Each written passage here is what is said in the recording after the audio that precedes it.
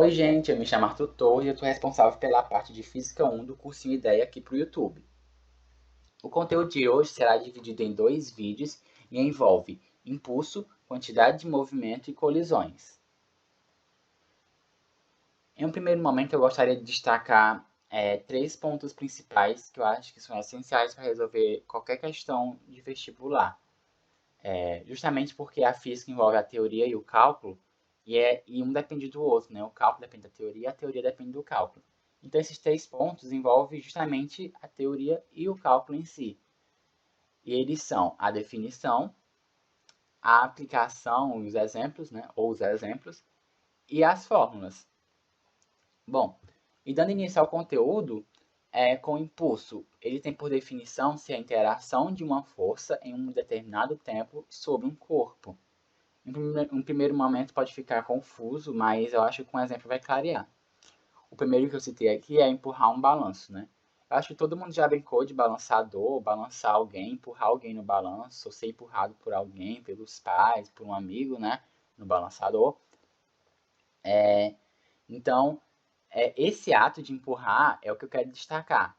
Nele ocorre o quê? A pessoa está emitindo uma força em você, ou você está emitindo uma força empurrando alguém, né? Por um determinado período de tempo, que é o tempo de toque, né? Geralmente a pessoa empurra pelas costas, então ela vai estar emitindo uma força nas suas costas, você sobre o balanço, né? Por um determinado período de tempo que vai impulsionar você a um movimento, né? Um movimento que a gente vai definir mais adiante. Mas o que eu quero destacar é essa relação da força com o tempo. Ela é o que define o impulso. É esse empurrar, como eu falei, né? Esse empurrar define bastante e facilita bastante a definição justamente por isso, né?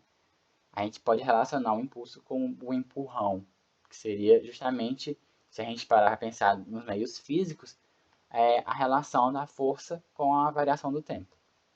Um outro exemplo seria ao chutar uma bola. Ao chutar uma bola, a gente vai estar emitindo uma força na bola por um determinado período de tempo, que é o tempo de chute, no caso, né? Que é o toque da bola com o pé. E essa bola vai se movimentar, né?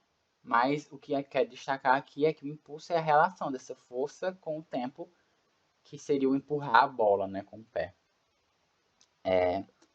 E como consequência direta disso, a gente tem a expressão de impulso I igual a força F vezes a variação do tempo, ΔT. A primeira coisa aqui de importante é que a grandeza de impulso é uma grandeza vetorial, já que ele envolve a grandeza vetorial força. E a outra coisa importante dessa expressão são as unidades, claro, né? Então, a força é dada em Newton e a variação do tempo é dada em segundos. Então, a gente vai ter que a unidade de impulso será Newton por vezes o segundo, né?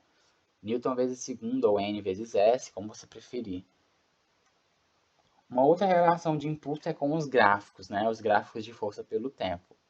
Bom, quando a força é constante, a gente vai formar um gráfico constante com a área retangular, enfim, ou quadrada, dependendo da situação, né?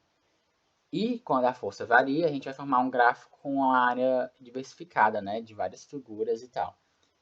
E o que eu quero destacar aqui é que o impulso tem o valor numérico igual ao da área, ou seja, a área é numericamente igual ao impulso e vice-versa, né? O impulso é igual numericamente à área. Então, muitas questões utilizam isso para resolver, para aplicar nos enunciados, enfim, né? O que aconteceria era, por exemplo, no gráfico da esquerda, você resolver a área de um retângulo e descobre que é numericamente igual ao impulso. E no da direita, você resolveria a área dividindo de acordo com o que você acha melhor. No caso, eu dividi a área de um retângulo mais a área de um trapézio, né? Que somados vão dar o impulso total, que é a área total, que é numericamente igual ao impulso, né? No caso. E como eu já citei brevemente, o impulso vai gerar um movimento no corpo, né? No material. E isso é definido pela quantidade de movimento e a gente pode calcular, né? Por definição, a quantidade de movimento é a quantidade de matéria em movimento. Se a gente for comparar com os exemplos anteriores, é justamente o balanço, a bola, o corpo, na verdade, né, sobre o balanço que estaria em movimento, e no caso da bola, a bola que estaria em movimento, né? E é justamente isso, a relação que a gente vai ter de expressão é que quantidade de movimento Q é igual a massa m vezes a velocidade v. Novamente, quantidade de movimento é uma grandeza vetorial, pois velocidade é uma grandeza vetorial. E as unidades, até mesmo para facilitar, caso a gente venha relacionar, né, essas duas expressões, vão ser massa em quilogramas e velocidade em metros por segundo. Então é bastante importante a gente fixar isso, né? Bom, e aqui eu trouxe um exemplo para relacionar melhor ainda essas duas expressões, né? Como eu falei. Por isso que é bom a gente deixar até as unidades parecidas nas duas, porque a gente pode cortar, enfim, né, as unidades. Mas no exemplo aqui, a pessoa está chutando a bola, ou vai chutar uma bola, né? Com a força F. O tempo de toque do pé da pessoa, né, com essa força, é mínimo, né, como a gente sabe, o tempo de chutar uma bola é bem curto. Então, ele vai gerar esse impulso, que é dado pela essa primeira expressão em destaque de impulso, né? E consequência disso, a bola vai entrar em movimento. Ela tem uma massa m, como eu botei aí uma seta apontando, né? E ela vai se movimentar com uma velocidade v qualquer. Então, isso vai gerar a quantidade de movimento, né, que a gente pode calcular da situação, né? Ainda sobre isso, eles têm uma relação ainda mais profunda, que é justamente quando envolve a força resultante. Essa relação é conhecida como um teorema do impulso, e ela é basicamente quando você substitui a força da expressão do impulso pela força definida na segunda lei de Newton, né, a força resultante, massa vezes aceleração. Substituindo, você vai obter que o impulso da força resultante, no caso, será igual à quantidade de movimento final menos a quantidade de movimento inicial. Isso é porque vai dar duas velocidades diferentes, né? Então a gente pode utilizar isso baseado até mesmo em outros conteúdos da física, né? Como o movimento retilíneo uniforme, uniformemente variado, em que a gente tem a variação do espaço, né? Então é justamente essa mesma ideia. A quantidade de movimento final menos a quantidade de movimento inicial é quando a gente tem uma massa que é constante, né? Porque o corpo permanece com a mesma massa, e a velocidade vai variar. Então a gente define essa velocidade final menos a velocidade inicial.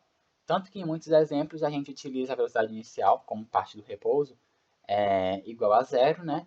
O que vai fazer que a quantidade de movimento seja zero, inicial, né? E a gente pode relacionar e resolver a questão fazendo a relação do impulso da força resultante com a quantidade de movimento final. E a expressão que a gente vai ter aqui está em destaque, né? Que é o impulso da força resultante igual a variação da quantidade de movimento que eu já falei, que é QF menos QI, né? E lembrando sempre que são grandezas vetoriais. Uma consequência direta disso também será a conservação de quantidade de movimento. O que é a conservação de quantidade de movimento? Por definição, a conservação ocorre quando a quantidade de movimento final é igual à quantidade de movimento inicial. E se a gente for analisar da expressão anterior, isso ocorre quando o impulso da força resultante é nulo. Ou seja, quando a força resultante é nula, o impulso vai ser nulo e o ΔQ, né, vai ser igual a zero. E como a gente viu, o ΔQ é QF menos QI.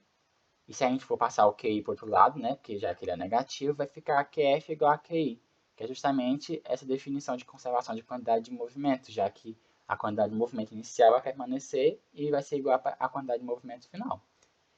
E as condições, como eu falei, já são essas, né? A força resultante nula, o impulso vai ser nulo, e que leva às condições da definição. Bom, a parte de colisões, por ser um pouco mais extensa, eu deixei para o próximo vídeo, mas de antemão eu quero já resolver uma questão de fixação que relaciona muito bem tudo que a gente viu até agora, né? Essa questão é da UFG.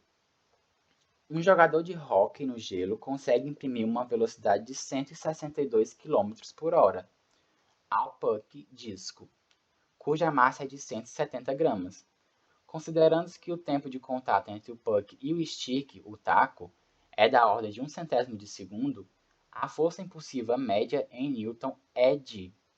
Bom, a primeira coisa que eu destaco é você reconhecer o conteúdo, né? Como eu falei, você sabendo a definição, as aplicações e as formas, você reconhece que essa questão é de impulso, quantidade de movimento e colisões, né? Mas, você reconhecendo isso, você já separa logo, é uma dica, né? Você já separa logo as expressões que você possivelmente vai usar no caso de impulso e quantidade de movimento, mas também é bastante importante separar os dados. E o que a gente tem de dado dessa questão é a velocidade, a massa e o tempo, né? Seguindo aqui, eu peguei esses dados e já transformei nas unidades usuais que eu citei anteriormente, né? A velocidade eu botei em metros por segundo, ficou 45 metros por segundo. A massa eu transformei em quilogramas, ficou 0,17 quilogramas. E o tempo eu deixei igual, né? Porque é em segundos mesmo, é 1/100 segundos. No primeiro momento, a gente já pode substituir direto na fórmula de quantidade de movimento, já que a gente já tem todos os dados, né? Que vai dar 0,17 kg vezes 45 metros por segundo, resultando em 7,65 kg vezes metros por segundo. E como eu falei, como o jogador vai partir do repouso, né? Fica subentendido que ele sai do repouso, então a gente pode considerar que a velocidade inicial é zero, logo a quantidade de movimento inicial será zero e aquela relação de impulso da força resultante com a variação da quantidade de movimento vai ficar sendo impulso igual à quantidade de movimento final, já que a quantidade de movimento inicial é zero. Então, isso vai relacionar diretamente o impulso com o valor que a gente descobriu anteriormente, né, que é 7,65 kg vezes metros por segundo. Logo, a gente vai precisar agora pegar esses dados e jogar na forma do impulso, né, para descobrir a força, que é o que a questão pede. Substituindo na fórmula do impulso, a gente vai ter que a força é igual ao impulso sobre ΔT. E tendo esses dados, a gente vai ver que a força será de 765 N, o que a gente pode observar que acontece no item B, né? Então, o item B é a resposta correta da questão. Eu espero que vocês tenham entendido, né, essa parte, e eu acho que essa questão relaciona muito bem o conteúdo que a gente viu. E, novamente, a parte de colisões fica para o próximo vídeo. Eu agradeço desde então a atenção de vocês e eu desejo ótimos estudos. E eu peço também que vocês não se esqueçam de se inscrever no canal, dar like no vídeo e seguir o cursinho nas outras redes sociais. Muito obrigado pela atenção e ótimos estudos novamente.